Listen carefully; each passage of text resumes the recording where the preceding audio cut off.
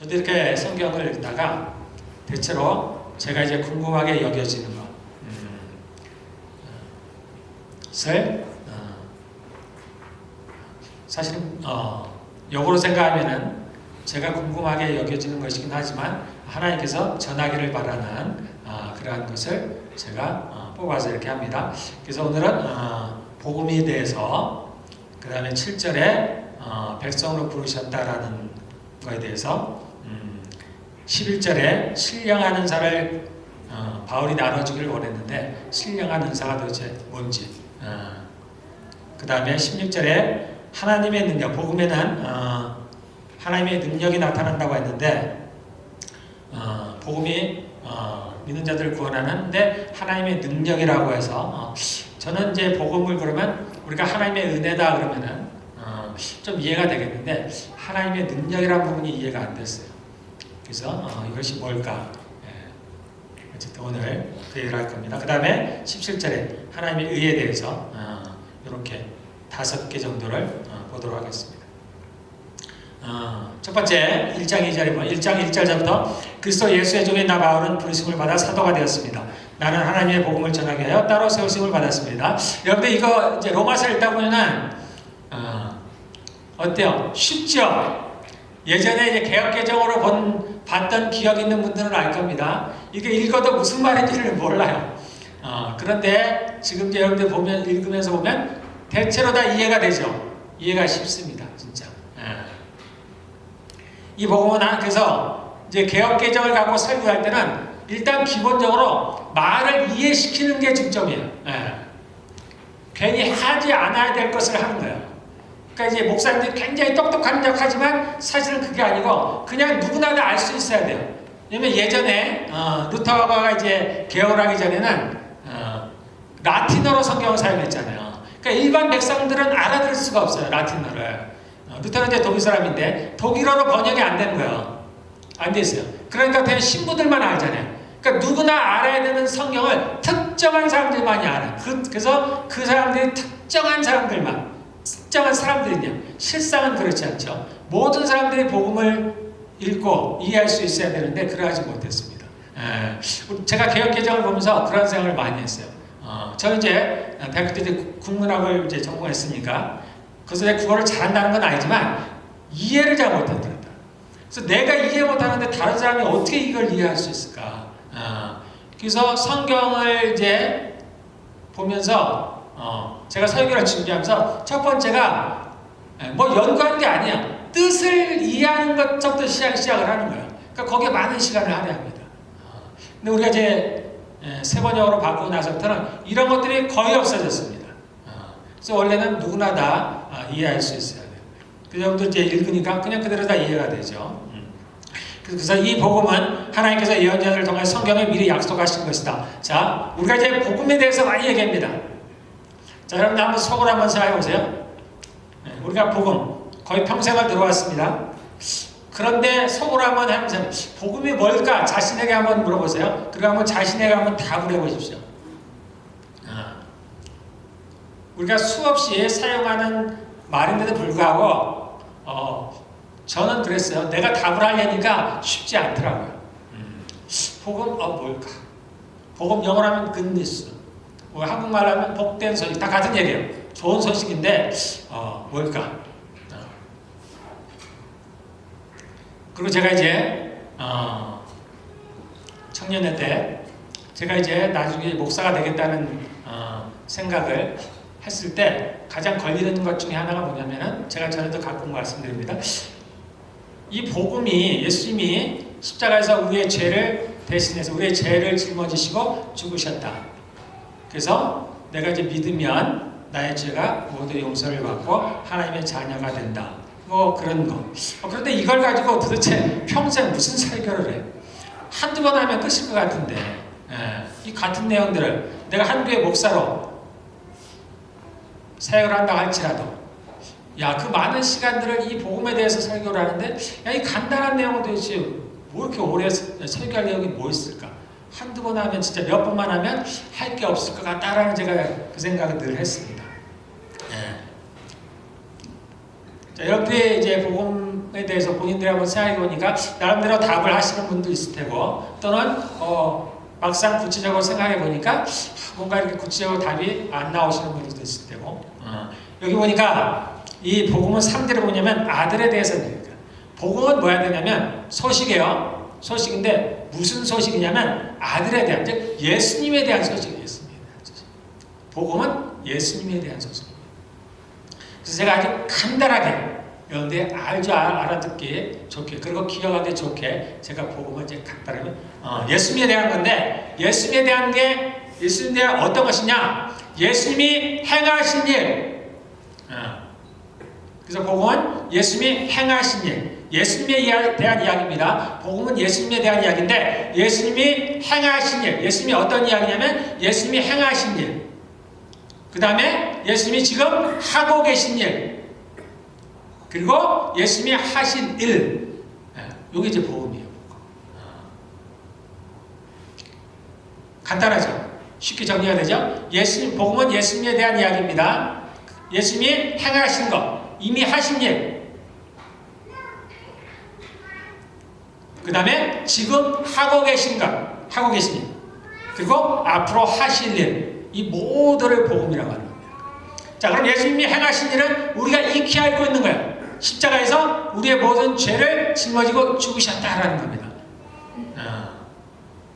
우리 대부분은 여기 이제 복음의 핵심이긴 하지만 이것만이 핵심은 아니에요. 우리는 마치 복음이 이것이 전부인 양 얘기를 해요. 이것은 한 부분이에요, 부분.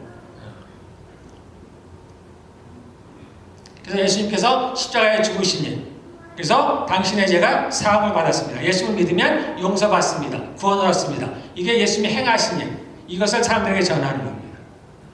근데 우리가 복음을 전할 때 주로 뭘 전해요? 이걸 전하는 거예요. 왜냐하면 예수님의 행하고 계신 일, 또 앞으로 행할 일들에 대해서는 새로 처음 예수님을 이제 모르는 분들, 또는 믿었던 처음 예수님을 믿으려고 하는 분들에게는 그러한 얘기들까지는 하기가 어려워요.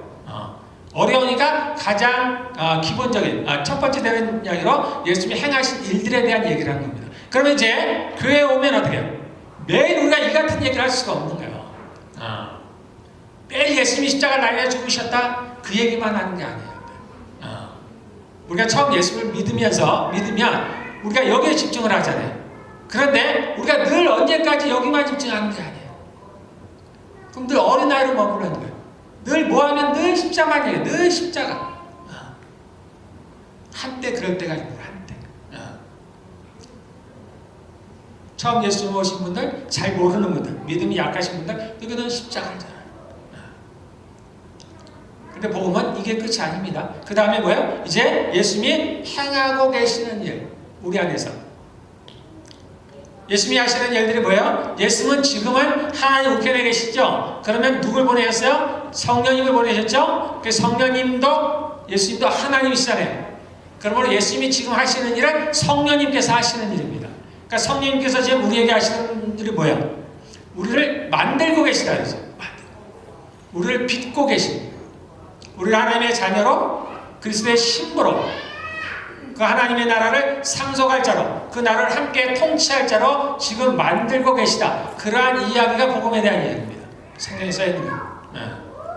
그리고 우리를 지금도 지키시고 보호하시고 이끄시고, 그런 성령님께서 하시는 모든 일들, 그것도 복음입니다.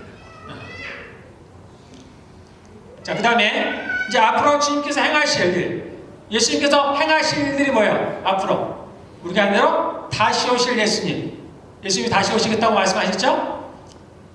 그러면 오셔서 뭘 하시겠다고요?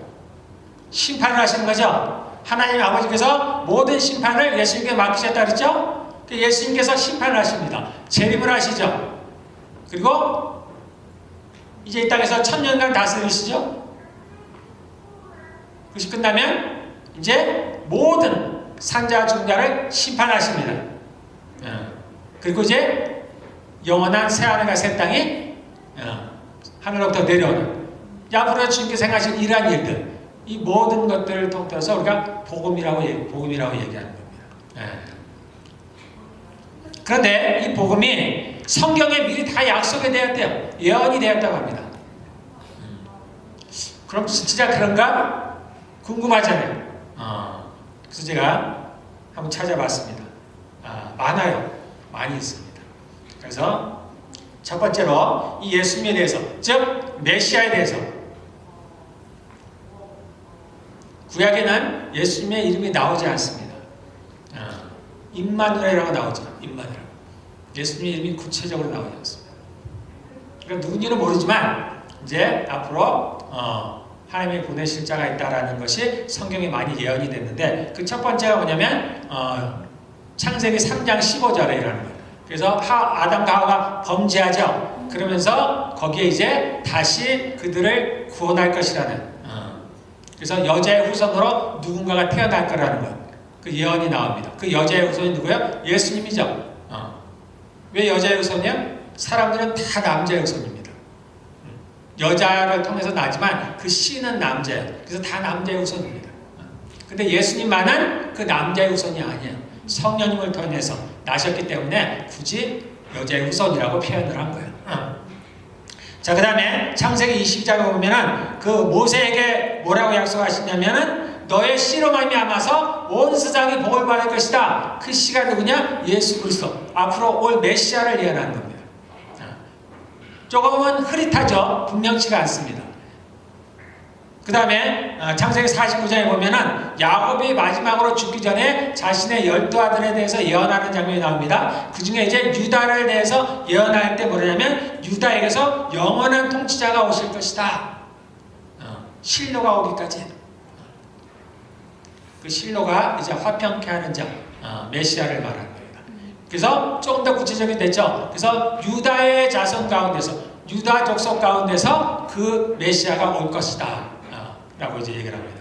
그러니까 신명기에 보면은 이제 신명기에 보면은 그 이제 이스라엘 백성들이 애굽에서 나와서 시내산에서 하나님을 만나는 장면이 나오죠. 그때 하나님께서 시내산 위에서 육성으로 말씀하십니다. 육성으로. 하나님의 목소리로 말씀하십니다. 하나님의 목소리가 혹시 어떤 여러분들 아세요?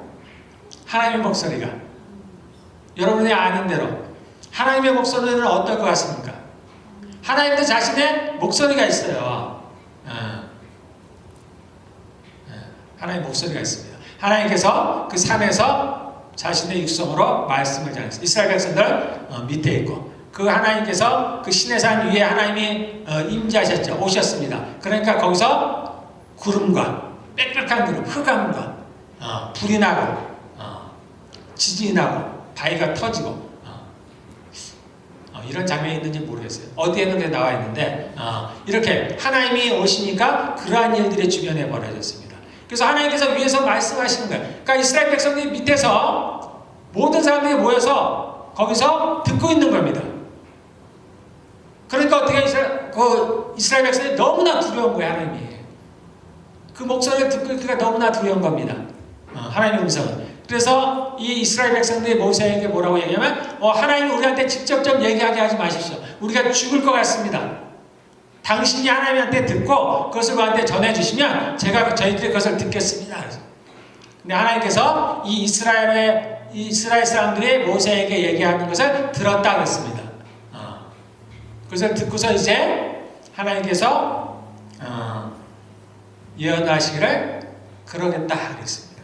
그래서 나중에 신명기 18장에 보면 모세가 말을 하나님께서 나와 같은 선지자를 보낼 것이다. 그래서 이제 우리가 신약에 보면은 그 선지자, 모세가 말한 그 선지자가 당신이니까 이때 그 선지자가 이걸 말하는 거예요. 신명기 18장에 보면은 모세가 말한 나와 같은 한 선지자가 선지자를 하나님께서 보내실 건데 너희는 그의 말에 순종하라. 하나님께서 이스라엘이 모세에게 듣기를 원했잖아요. 그래서 하나님께서 모세와 같은 사람의 모습으로, 하나님은 그들이 보기엔 너무나 두려우니까 그래서 사람의 모습으로 이 땅에 이제 보내시겠다고 약속하셨고 이제 예수님께서 오셨어요. 그래서 예수님께서 오셔서 뭐라? 두려움을 하시는 말 두려움을 하는. 왜냐하면 이스라엘 백성들이 두려웠기 때문에 그 하나님의 목소리를 듣고 너무나 두려웠어요. 그러니까 하나님이신 예수님께서 오셔서 두려움 말라. 그 선지자가 예수님이십니다. 자, 이사야에 보면은 가장 많이 가장 많이인지 모르겠어요. 시편 어디가 많이 나오는지 모르겠지만 이사야에 아주 많이 나와 있어요. 이사야. 그래서 그 선지자가 누구인지 잘 몰라요. 어떤 선지자인지 몰라요. 보낸다고 왔어. 그런데 시편 2편에 보면 그 선지자가 누구냐면 하나님의 아들이라는 게 나옵니다. 이제 점차 구체화되는 거예요. 그 선지자 누구냐? 아들이라. 오늘날 내가 너를 낳았도다. 이 구절이 어디에서 인용되냐면 시편 2편에 거기에 인용된 겁니다. 하나님께서 이제 그런 메시아를 보낼 텐데 그게 하나님의 아들이라는 겁니다. 그 다음에 그 메시아가 어떻게 나오냐면 7장에 보면은 동정녀 말해요. 내가 한 징조를 보이리니 처녀가 잉태하여 아들을 낳을 것이요. 그래서 그 이름은 임마누엘이라. 그래서 이제 그 메시아가 오시긴 오는데 어떠한 방법으로 오신다고요? 처녀를 통해서. 즉 여자의 후손으로 온다. 라고 이제 예언을 해놓는 겁니다. 그 다음에 35장에 가면은 많은 것이 있지만 35장에 가면 이사야 예수님께서 이 땅에서 어떤 기적을 행할 것이다 라는 것들 나옵니다. 그래서 세례 요한의 제자가 이제 세례 요한이 감옥에서 자신이 기대했던 그러한 그 예수님의 행적이 자신이 기대했던 거와는 좀 달라요. 자신도 잘 모르겠어요. 그러니까 자기도 혼란스럽죠. 그러니까 자신의 두 제자들을 예수님께 보내서 오실 이가, 즉 오실 메시아가 당신입니까? 아니면 우리가 다른 사람을 기다려야 됩니까? 했을 때 예수님께서 말씀하시죠. 내가 그다 말씀하지 않으시고 이사야에 나온 내용을 얘기를 합니다. 그 선지자가 오면, 메시아가 오면 이런 일들을 행할 것이다 라는 것을 말을 해줍니다. 그리고 내가 행하는 것을 봐라. 내가 그 일을 하고 있지 않니? 나를 믿으라 그런 얘기입니다. 그때 인용하는 게 이사야입니다. 그리고 이사야 9장에 보면 더 놀라운 게 나옵니다. 하나님이 보내실 메시아가 누구냐고 봤더니 전능하신 하나님이랍니다. 시편 2편에는 그 보내실 메시아가 하나님의 아들이라고 표현해놨는데 이사야 9장에 가보면 그는 전능하신 하나님, 영존하시는 아버지, 평강의 왕이다 이렇게 표현합니다. 놀라운 일이죠. 그 오실 메시아가 하나님의 아들임과 동시에 그 아버지라는 거예요. 영존하시는 아버지, 전능하신 하나님, 즉 삼위일체 하나님, 그 하나님. 아들이시기도 하지만 자기 자신이기도 한 겁니다. 그래서 말라기에 보면은 내가 내 앞서 세례 요한을 보내는 장면이 또 보입니다. 그리고 예수님께서 그것을 인용하는 장면이 나옵니다. 그래서 그걸 잘 비교해 보면은 조금 달라요. 말이 다릅니다. 거기에 삼위일체 하나님에 대한 얘기가 나옵니다. 거기에 하나님께서 자신이 직접 온다는 그러한 얘기 잘 보고 있습니다. 그래서 이 모실 메시아가 하나님의 아들인가 동시에 그 하나님 아버지라는 거예요. 그는 전능하신 하나님, 영존하시는 아버지, 평강의 왕이시다.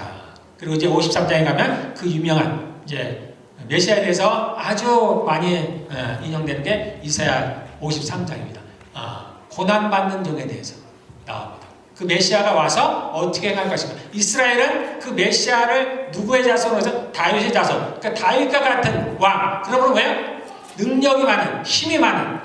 그래서 자신들을 구원해서 이방 나라로부터 자신들을 구원해서 다윗 때와 같은 그런 강력한 왕국을 만들 그러한 메시아를 기대했는데 그것은 그들의 기대예요.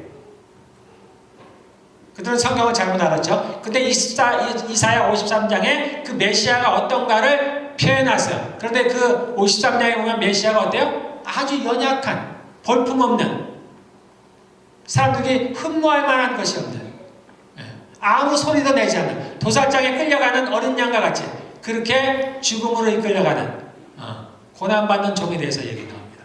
그래서 메시아가 오실 건데 그가 그 이스라엘이 기다리는 그 다윗과 같은 왕이 아니고 다르다는 겁니다. 우리의 모든 죄의 짐을 지고 그가 찔리면 우리의 허물을 납니다. 그가 상하면 우리의 죄악을 납니다. 그가 상하고 찔리고 징계를 받고 채찍에 맞고 이러한 것을 행한다는 것을 이스라엘 통해서 이제 보여집니다. 근데 이스라엘 사람들은 그 성경을 갖고 있었으면 에도 불구하고 그 메시아를 바르게 알아볼 수가 없었습니다. 그러나 성경에는 그러한 예언들이 다 나와 있어요. 예. 그리고 미가서에 보면은 그 예수님이 어디에 태어난다? 베들레헴에서 태어난다라는 것까지 나오고, 또 스가랴서에 보면은 그가 이제 예루살렘을 입성할 때 나귀 새끼를 타고 간다. 그런 예언들이 성경에 다 나와 있습니다. 그런 메시아에 대한 예수님에 대한 그런 예언들이 성경에 많이 나와 있다. 자, 3절, 4절. 성령으로는 이러면 이게 해석이 잘, 성령의 능력으로입니다. 성령의 능력으로 죽은 사람들 가운데서 부활하심으로 나타내신 권능으로 하나님의 아들로 확정되신 분이다. 이게 확정이 아니고 좀 번역은 이상했어요. 확인됐다라는 거예요. 그 능력으로 하나님의 아들이심을 확인시켰다라는 거예요. 그가 부활했기 때문에 하나님의 아들로 확정이 됐다, 그런 얘기가 아닙니다. 부활 전에도 그분은 하나님의 아들이고, 단지 그 능력으로 말미암아 자신이 하나님의 아들이심을 증명하셨다, 그런 얘기입니다. 자, 5절에 우리는 그를 통하여 은혜를 입어 사도의 직분을 받았습니다. 그것은 우리가 그 이름을 전하여 모든 민족이 믿고 순종하게 하라는 것입니다. 여러분도 그들 가운데 들어있어서 예수 그리스도의 부르심을 받은 사람입니다. 7절, 나는 로마에 있는 모든 신도에게 편지를 씁니다. 하나님께서 여러분을 사랑하셔서 그의 거룩한 백성으로 부르셨습니다. 그래서 자, 우리가 하나님께서 부르신 백성들은 세 가지가 있다 했습니다. 신분이 세 가지가. 그래서 신부와 하나님의 아들이면서 동시에 그리스도의 신부, 그리스도의 신부의 신분이 있다 했습니다. 그리고 하나님의 아들의 신분이 있다 했습니다. 그 다음에 하나님의 백성들의 신분이 있다 했습니다. 이것이 이제 고린도서 15장에 보면은 15장은 부활장이라고 하는 건데, 부활에 대한 이야기입니다. 거기에 뭐라냐면 해의 영광이 다르고 달의 영광이 다르고 별의 영광이 다르다. 그래서 이 세 가지가 이것을 얘기한다고 했습니다. 그리스도의 신부, 하나님의 아들, 하나님의 자녀들, 그 다음에 하나님의 백성들, 신분이 다르다. 그래서 그 영광이 다르다. 해와 달과 별의 영광이 다르다. 그 다음에 이제 별과 별의 영광이 다르다는 얘기는 신부라 할지라도 각각의 영광이 다르다는 걸 표현한다고 했습니다. 그리고 이제 예수님께서 세례 요한을 대해서 얘기한 것이 뭐죠? 세례 요한이 뭐요? 여자가 낳은 자 중에 가장 큰 자다. 그러나 천국에서는 그가 낫다, 이렇게 표현했습니다. 그래서 여자가 낳은 자 중에 뭐냐면은 구약의 사람들을 말해요. 구약에 하나님을 믿는 사람. 구약이든 신약이든 구원을 얻을 수 있는 유일한 방법은 하나님을 믿는 겁니다. 그래서 이제 우리 마지막에 17장에 보면은 그 구절이 인용된 거예요. 하박국서 2장 4절에 나오는 의인은 믿음으로 말미암아 살리라. 그래서 바울도 이걸 인용한 겁니다. 그래서 구약이든 신약이든 믿는, 구원받을 수 있는 유일한 길은 하나님을 믿는 겁니다. 물론 다른 길이 있어요. 무슨 길이냐면은 율법을 완벽하게 지키면 되는 겁니다. 그러나 그것을 이룰 수 있는 사람은 없기 때문에 구원을 얻을 수 있는 유일한 길은 하나님을 믿는 거예요. 그래서 구약에도 하나님을 믿는 사람들이 있었죠. 그들은 신분이 뭐라고 했습니까? 그들은 하나님의 자녀예요. 굳이 그래서 세례 요한에게 얘기를 뭐라냐면 여자가 낳은 자 중에, 굳이 여자가 낳은 자라고 표현한 겁니다. 그냥 사람 중에서 또는 믿는 사람 중에서 이런 표현이에요. 굳이 여자가 낳은 사람 중에서 세례 요한이 가장 크다는 거예요. 그러면 우리는 어떻다는 거예요? 우리는 여자가 낳은 자가 아니라는 거예요. 그럼 우리는 누가 낳았어요? 성령으로 낳았다. 그럼 구약의 성도들은 성령으로 낳은 자가 아니냐? 아닙니다. 아멘. 다릅니다. 구약의 모세든 아브라함이든 세례 요한이든 그들과 지금 우리와는 달라요. 다릅니다. 백성들 다릅니다. 달라요. 다른 영이에요. 다른 영. 우리는 누구의 어떤 영을 받아서 아들의 영, 신부의 영입니다. 아담이 처음 그가 만들어질 때 그의 영이 임했죠. 그 영은 어떤 영을 했어요? 종의 영, 백성의 영이에요. 백성. 근데 우리는 아들의 영, 신부의 영을 받아요. 구약의 사람들은 아들. 우리와는 다른 영입니다. 그래서 이렇게 신분이 셋으로 나눠진다 그랬습니다. 자, 그 다음에 자 나머지는 이제 읽으면 되고 11절로 가보겠습니다. 내가 여러분을 간절히 보고 싶어 하는 것은 여러분에게 신령한 은사를 좀 나눠줘 여러분을 굳세게 하는 그럼 바울이 신령한 은사를 나눠주고 싶다고 했잖아요. 그래서 오늘 하나님께서 그 은사를 여러분들에게 나눠주고 싶어 하십니다. 똑같이. 그래서 그러면 바울이 어떤 은사를 나눠주고 싶었겠냐? 이 로마서는 지금 바울이 알려지기로는 로마 감옥에 아니죠. 로마 감옥 어딘지 모르겠네. 어쨌든 이 바울이 그 전에 쓴 것이 뭐냐면 고린도전서를 먼저 썼죠. 우리가 알기로 먼저 썼습니다. 그 고린도전서에 보면은 12장에 보면 은사가 나옵니다. 여기서 말하는 신령한 은사라는 것은 영의 은사, 즉 성령의 은사를 말해요. 신령하다는 건 영이에요. 우리는 한글을 그렇게 번역을 했습니다. 신령하다, 스피리추얼이라는 뜻이에요, 그냥. 그래서 영적인 은사를 나눠주려고 한다. 그 영적인 은사가 뭐냐면 고린도서에 나오는 거예요. 고린도서 12장에 보면 바울은 이미 성령님으로부터 그 은사에 대한 걸 배웠어요. 그래서 고린도서에 9가지 은사가 있다라고 쭉 얘기를 했죠. 그래서 로마에서도 로마 사람들에게도 이 은사를 좀 나눠주고 전해주고 싶다는 거예요. 그래서 우리가 고린도서 12장 9가지 은사가 나옵니다. 자, 우리 잠깐 볼까요?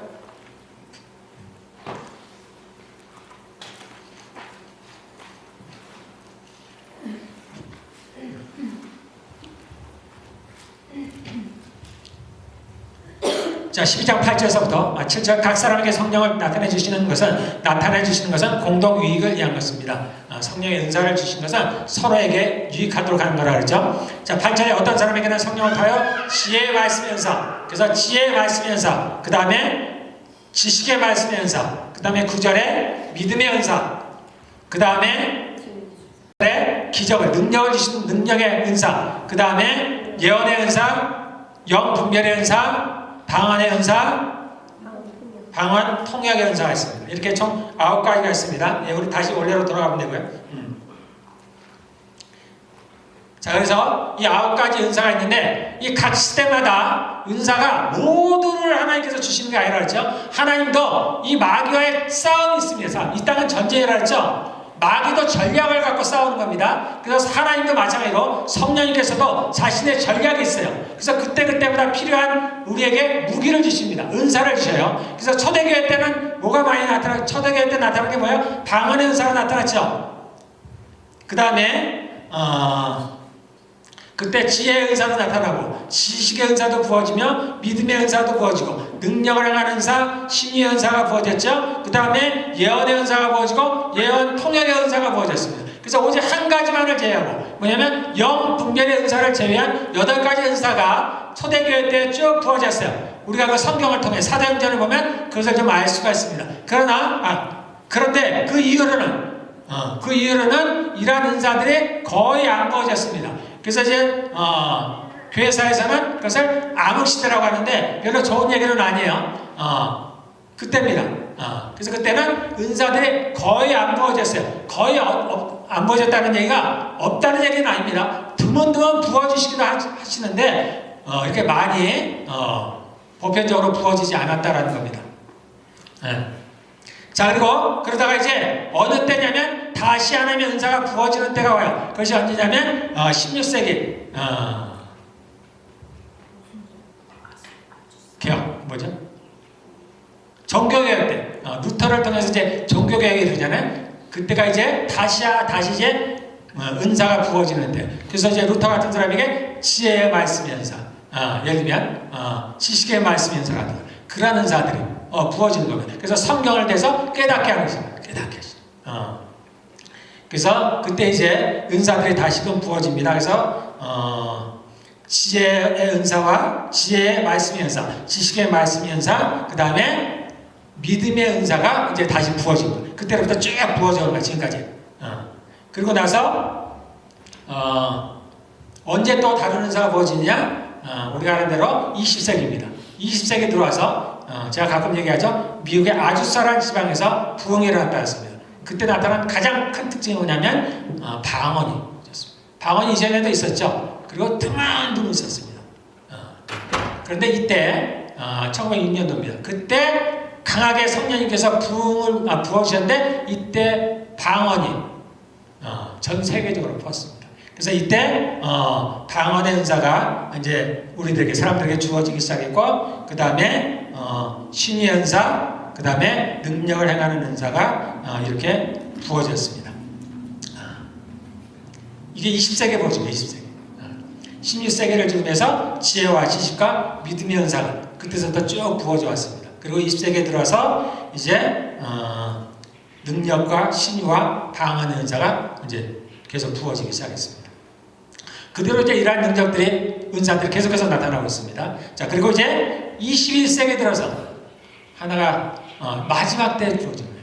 이 마지막 때 지금 부어지는 은사가 뭐냐면 영분별의 은사라는 겁니다. 영분별의 은사. 그리고 이제 여기 이제 두 가지가 빠져 있죠. 예언과 방언 통역에 대한 은사가 있습니다. 이것은 이제 초대교회 때는 많이 나타나는 거죠. 그러나 그 이후로는 거의 나타나지 않습니다. 지금도 거의 나타나지 않습니다. 이것은 지금 보편적으로 부어지지 않습니다. 물론 예언 사역자들도 있고 예언하시는 분들도 있습니다. 지금도 통역을 하시는 분들이 있어요. 그러나 이렇게 방언처럼 모든 사람에게 많은 사람에게 부어지진 않아요. 그래서 예언과 통역은 별로 생각할 것이 없습니다.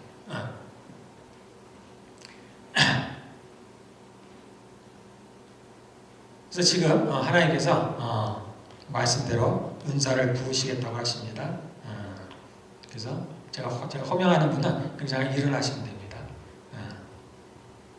네, 박혜영 지사님, 우리 박미영 지사님, 정혜련 지사님, 그리고 우리 김성은 사모님 일어나시면 됩니다. 일어나시면. 자, 자신의 머리에 이렇게 손을 대시면 됩니다. 자, 이렇게 손을 대시면. 자, 다 같이 기도합니다. 하나님 감사합니다. 주의 말씀에 순종하여서 이렇게 네 분이 하나님, 네 분의 머리에 손을 얹습니다. 하나님, 이 시간 주의 성령님 이분들에게 능력과 신의와 영분별의 은사를 부어 주시옵소서. 예수님 이름으로 기도하였습니다. 아멘. 앉으시면 됩니다. 자, 이제 16절로 가보겠습니다. 로마서 16절.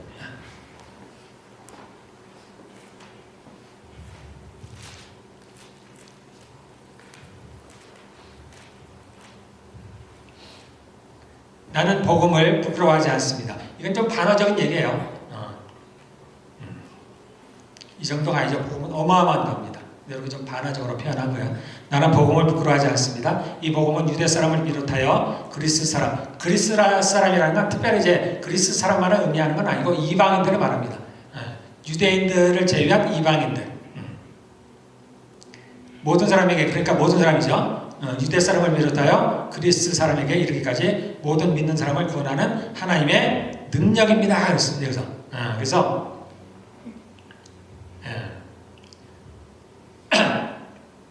왜 복음이 하나님의 능력일까?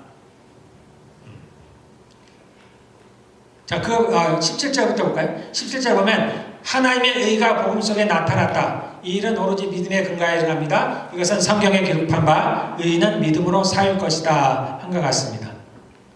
그래서 의인은 믿음으로 산다라는 얘기는 하박국서 2장 4절에 뜬금없이 나온 이야기인데 이렇게 성경의 진리들이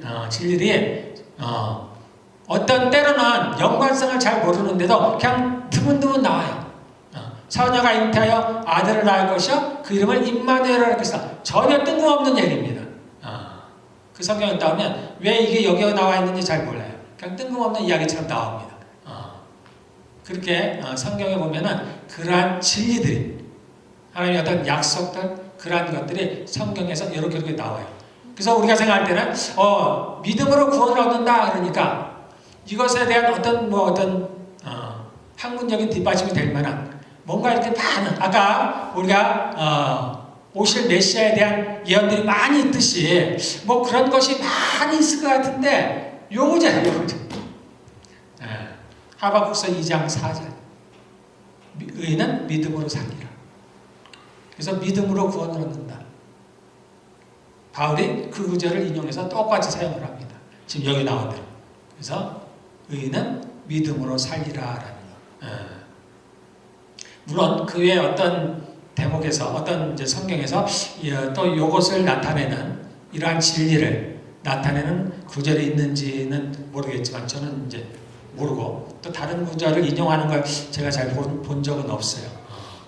저도 뭐 성경에 대해서 잘 모르니까 제가 아는 건 이 정도였습니다. 자, 여기서 이제 하나님의 의가 복음 속에 나타났다. 특별히 여기서 말하는 복음은 이미 예수님께서 행하신 일, 십자가의 죽음을 말하는 겁니다. 이 복음에 하나님의 의가 나타났다라는 거예요. 그래서 하나님의 의가 나타났다는 게 뭐냐면 하나님의 의로움이 나타났다. 의로움. 하나님께서 이 왕이시죠. 하나님이 전능하신 하나님입니다. 그리고 왕이세요.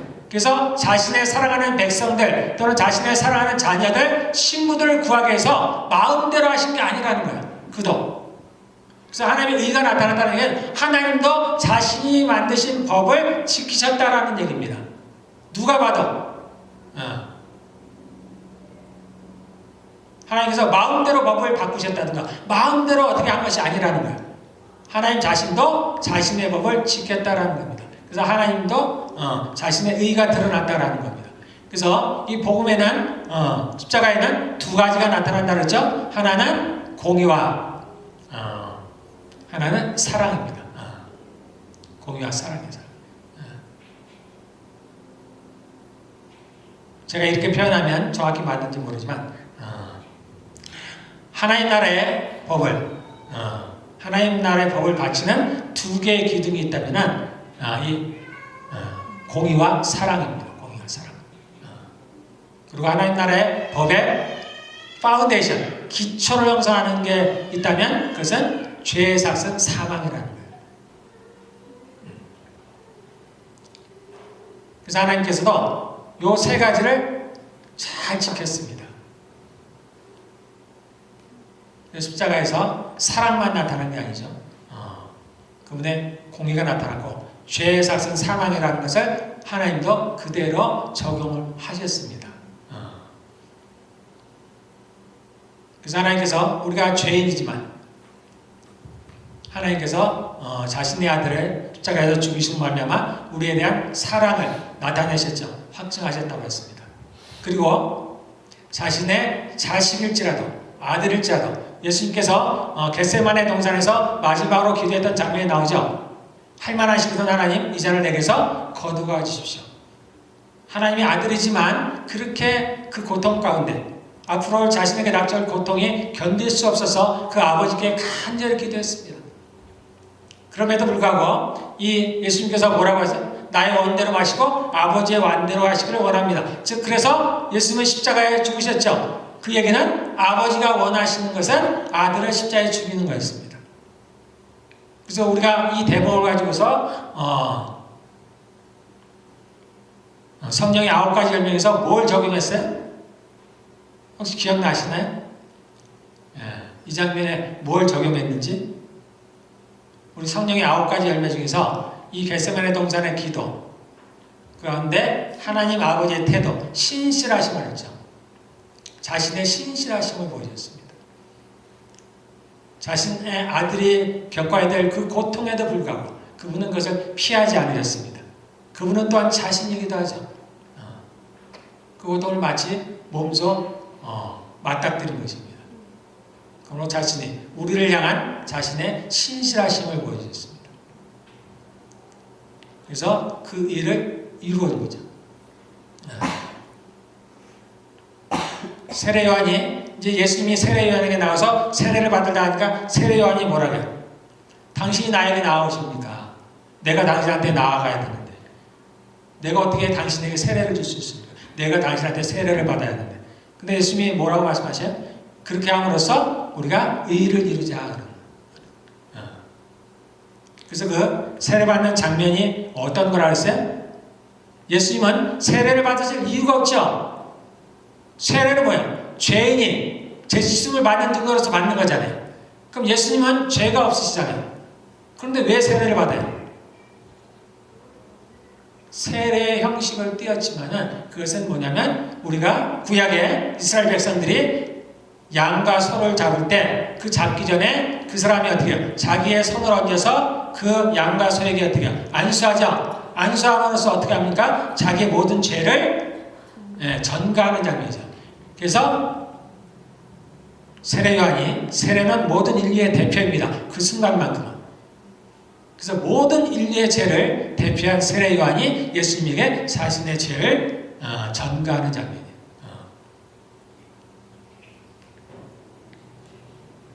그 죄를 가지고, 죄짐을 가지고 예수님께서 어린 양이 되셔서 제물이 돼서 십자가에서 그 죽임을 당하셨습니다. 그래서 하나님께서도 하나님이실지라도 자신의 법을 따랐습니다. 충실하게 따랐어요. 그래서 공의를 행하셨습니다. 그래서 이 복음에는, 즉 십자가에는 하나님의 의가 드러났다, 이렇게 얘기하는 겁니다. 그래서 마귀도 어떻게 할 수가 없는 겁니다. 책잡을 수가 없습니다. 자, 다시 우리 16절로 들어오면, 자, 하나님의 능력이다. 그래서 우리가 이제 이것을 보면은 우리가 죄인 되었을 때, 하나님과 원수가 되었을 때 우리를 하나님께서 구원하셨으니까 복음은 하나님의 은혜다 하면 좋잖아요. 그러면 이해가 되는데 왜 하나님의 능력일까? 왜 능력이라고 그럴까? 여기는 아주 큰 비밀이 있습니다. 하나님이 우리를 구원하시는데 우리는 그렇게 배워왔기 때문에 당연히 믿음으로 구원한다고 맞습니다. 거기에 대한 별로 의문을 안 갖죠? 여러분 한번 의문을 가지고 있지 않아요? 어떤 사람들은 그렇게 얘기합니다. 하나님의 성경을 잘 깨달아야 된다. 깨닫는 것이 구원이다. 이렇게 얘기하는 사람들도 있어요. 그런 생각 안 드세요? 왜 꼭 믿음으로 구원을 받아야 되지? 성경을 잘 깨닫는 것으로 구원을 받으면 안 되나? 깨달은 거. 또는 내가 누군가를 사랑함으로 섬김으로 우리 죄송합니다. 아니에요. 인용할 게 아니에요. 어쨌든 그런 어떤 것을 해서 그것으로 구원을 받게 하시면 안 되나? 왜 굳이 믿음으로? 이렇게 의문을 가져오면 의문이 생깁니다. 다른 것으로 좀 할 수도 있을 것 같은데 왜 하나님께서는 굳이 믿음으로 구원을 받게 했을까? 이게 이제 하나님의 능력입니다. 굳이 믿음은 여러분들이 자신에 대해서도 생각하면 이제 알 수가 있어요. 믿음은 눈에 보이지가 않죠. 구체적이지 않아요. 그래서 우리가 주변 사람들을 보았을 때 저 사람은 믿음이 있어 없어 알 수가 없어요. 이 믿음의 양이라는 걸 잴 수가 없으니까 잴 수가 없어요. 그래서 이 믿음은 보이지가 않으니까 알 수가 없어요. 그래서 야고보는 뭐라 했어요? 우리의 믿음을 보여야 된다고 얘기했잖아요. 그 보이는 걸 뭘로 보이라 그래요? 행함으로 보이라 그래요. 우리가 믿음이 있는지 없는지 모르니까, 또는 우리의 믿음의 분량이 있는지 없는지 얼마큼인지 모르잖아요. 여러분들 이 대목을 한번 잘 생각해 보세요. 우리가 믿음으로 구원을 얻죠. 그런데 우리 교회에 나오는 사람 중에 우리 교회 분들은 다 믿음이 좋으시지만 천차만별입니다. 숫자로 따지면 1부터 100까지 있다고 치면 1부터 100까지 다 있어요. 그런데 우리가 볼 때 어떤 분들은 저분은 믿음이 없는 것 같은데 저 정도에서 구원을 받을 수 있을까? 어떤 분은 이분은 좀 믿음이 된 것 같아. 우리가 나름대로 생각을 하지만 이것을 뭔가 모르잖아요. 커트라인이 있지 않겠어요? 그렇다면 교회는 나오긴 나오는데 또는 어떻게 신앙생활을 하기는 하는데 어느 정도까지 하면은 구원을 받는다. 야고보서에서 우리가 구원은 믿음으로만 아니다. 즉 행함으로도 구원을 받는다 그랬죠. 그래서 믿음과 행함 두 가지가 있어야 돼요. 그러면은 이 행함에 뭔가 커트라인이 있어야 될 거예요. 내가 어디까지 해야 이 행함이 믿음으로 봐주실까? 아브라함처럼 자기 자녀를 바치는 정도까지 가야 되나? 아브라함 얘기가 나오죠. 우리 그것까지 그렇게 못하잖아요. 그러면 커트라인이 그 정도는 아닌 거라고 생각하라고. 그러면 커트라인이 도대체 어딜까? 어디까지 내가 믿음의 행동을 해야 하나님께서 그 믿음을 진짜로 보시고 나를 구원을 하실까? 있겠죠? 있습니다. 없을 리가 없지. 하나님께서 그렇게 애매하신 분이 아니에요. 정말 정확합니다. 주님은 우리의 믿음을 달아보십니다. 우리의 행동을 보세요. 행함을 봅니다. 하나님이 정하신 커트라인이 있어요. 우리가 어떤 사람이 죄를 져도 그냥 잘 가는 경우가 있습니다. 그런데 어느 순간이 넘어가면요, 일이 닥쳐요. 우리가 기도도 마찬가지죠. 쌓여야 된다 그러죠. 어디까지 쌓여야 되는 거예요.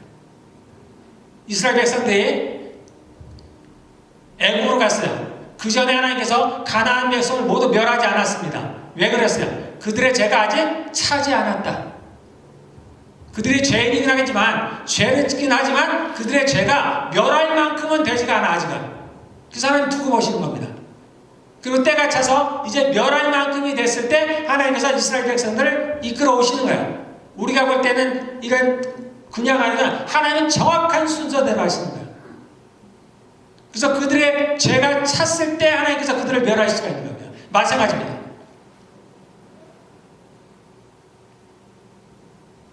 우리가 구원을 받는데 믿음과 행함으로 받는다면 그 양이 있어요. 양이. 그 양이 차야 되는 겁니다. 차. 우리가 다 열처녀에 대한 얘기가 나오죠. 슬기로운 열처녀, 어리석은 열처녀. 그때 뭐라 해서 기름이 있고 없고의 차이가 있었죠. 기름이 있으면 혼인잔치에 들어가고 기름이 없으면 혼인잔치에 못 들어갑니다. 분명한 커트라인이 있습니다. 구원도 마찬가지입니다. 하나님의 백성이 우리가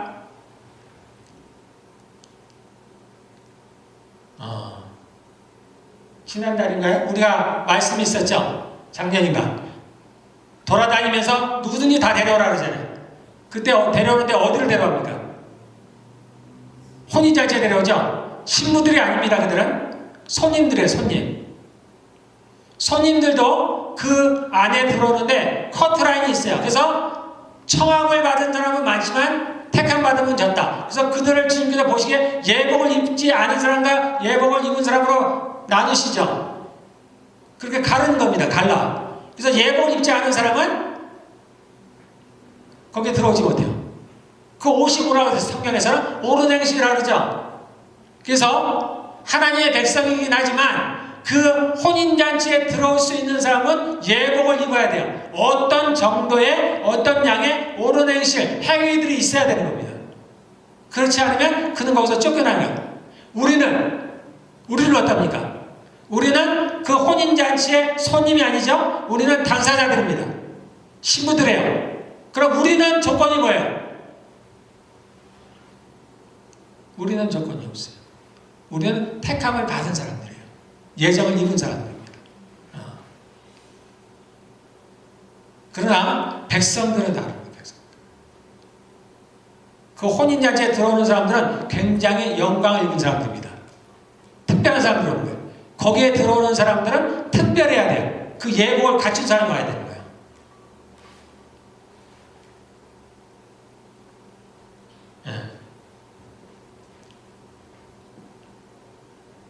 그래서 우리가 볼 때는 믿음이 애매하지만 우리는 이러한 것들을 달아볼 수가 없으니까 그 무게를 알 수가 없습니다. 그러나 하나님은 그 모든 것에 무게를 달았습니다.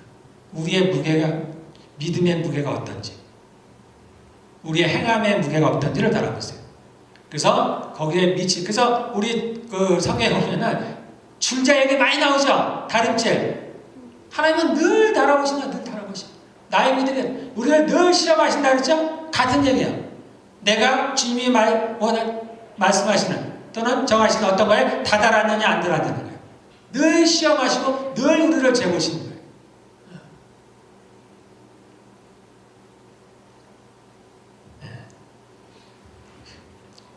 이건 좀 다른 얘기인데 다르게 나왔는데 어쨌든 하나님께서 굳이 믿음으로 구원의 조건을 삼으신 이유가 뭐냐면은 이것은 마귀와 관계 있습니다. 마귀와 관계 있습니다.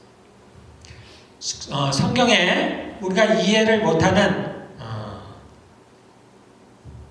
분명하게 나와 있음에도 불구하고 이해를 못하는 많은 것들이 있는데 그 중에 대표적인 게 뭐냐면은 이사야에서 인용된 거고 또 복음서에 많이 나옵니다. 뭐냐면 그들이 듣기는 들어도 보기는 보아도 깨닫지 못하게 합니다. 왜냐하면 그들이 보고 듣고 깨달아서 나에게 와서 고침을 받을까 하노라. 이게 도대체 이해가 안 돼요. 우리는 모든 사람에게 복음을 전하잖아요. 보고 듣고 깨달고 와서 주님 앞에 구원을 받으라고 하잖아요. 근데 성경은 뭐라 그래요? 그들이 보고 듣고 깨달아서 내게 와서 고침을 받을까 하노라. 그러므로 말미암아서 그들이 봐도 보지 못하고 들어도 듣지 못하고 깨닫지 못하게 하셨다. 마음을 어둡게 하셨다. 예수님이 왜 비유로 말씀하신다고 그랬어요? 못 깨달으려고. 못 깨달으려고. 아이러니하잖아요. 아이러니.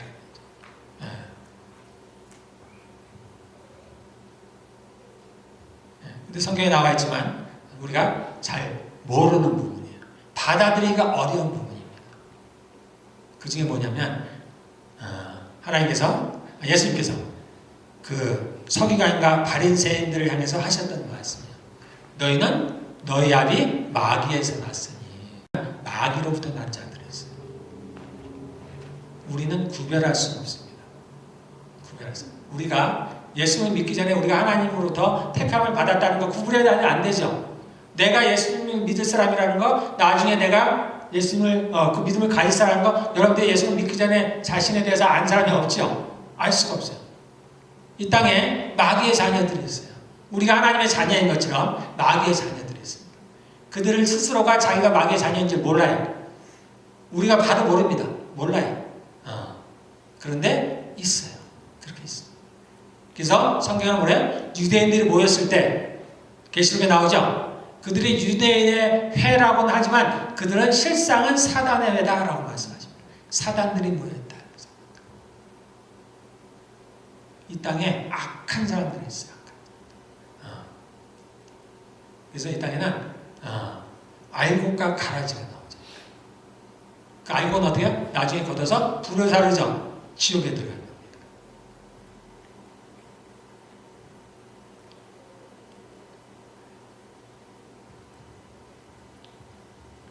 그래서 성경에는 모든 것이 모든 사람에게 전하라는 얘기는 아니에요. 그런데 자세히 보면 그런 성경 구절이 있습니다. 그 대표적인 사람이 누구냐면은 여러분이 아는 사람이 있어요. 그 하나님의 그러니까 마귀로부터 난 자. 그 대표적인 사람이 있습니다. 성경에. 누구 같아요?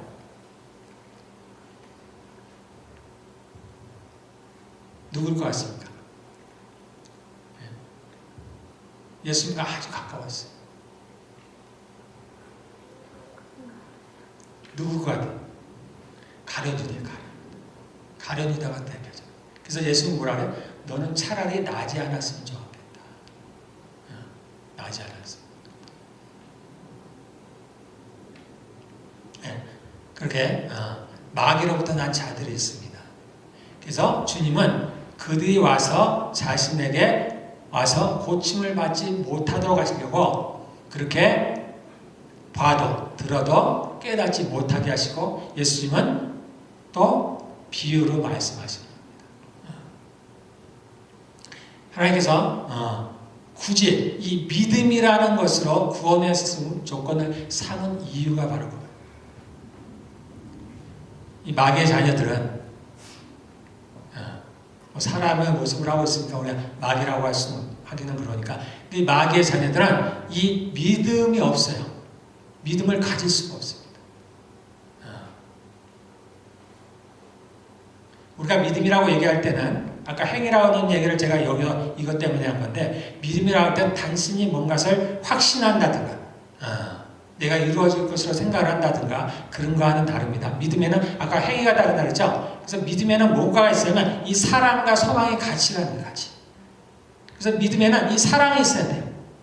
행위가 있어야 돼요. 수고가 있어야 돼요. 다른 사람을 섬기는 게 있어야 돼요. 믿음이 단순히 어떤 개념적인 것만은 아닙니다. 이 사랑의 수고가 있어야 돼요. 내가 믿는다 하면서 내가 이런 사랑의 수고가 없다? 그러면 다시 한 번 봐야 돼요. 이게 진짜 믿음인지 봐야 됩니다. 또 이 믿음에는 소망이 있어야 돼요. 이 하나님의 나라에 대한 소망이 있어야 됩니다. 여러분들이 믿음이 크다 하면서 나는 죽는 것이 두려워. 나는 예수님이 다시 오시는 게 두려워. 하나님의 나라에는 관심도 없어. 그냥 이 땅에서 그냥 예수님 잘 믿고 그로부터 하나님 내가 복을 받고 잘 살. 이거는 생각이에요. 이거는 좋은 믿음이 아니에요. 믿음이 좋다는 것은 거기에 사랑도 있어야 되고요. 소망도 있어야 됩니다. 그래서 그 하나님에 대한 소망이 있어야 돼요. 죽는 걸 두려워하지 않을 사람은 없겠지만 그러나 그럼에도 불구하고 내가 하나님에 대한 나라에 대한 소망, 내가 정말 천국에 대한 소망이 있어야 됩니다. 이 세 가지를 가져야 돼요. 그래서 믿음하면 단순히 믿음만을 얘기하는 거예요. 이 사랑과 소망이 함께 가는 거예요. 이 마귀의 자녀들은 이익이 없습니다. 이익이 없어요. 가질 수가 없어요. 그래서 하나님께서 이걸로 만드십니다. 만약에 아까 얘기한 대로 성경을 깨닫는 것으로 구원의 조건을 삼았다면 그들도 성경을 깨닫습니다. 그래서 하나님 앞에 나와서 하나님께서 정하신 법이기 때문에 하나님도 어떻게 할 수가 없는 거예요. 그때는 법대로 하신 겁니다. 그래서 모든 것을 아시는 전능하시는, 그래서 여기에 하나님의 능력이 나타나요. 오직 하나님의 형상을 따라 지으신 사람들만이 우리 안에 사랑과 소망과 믿음이 있습니다.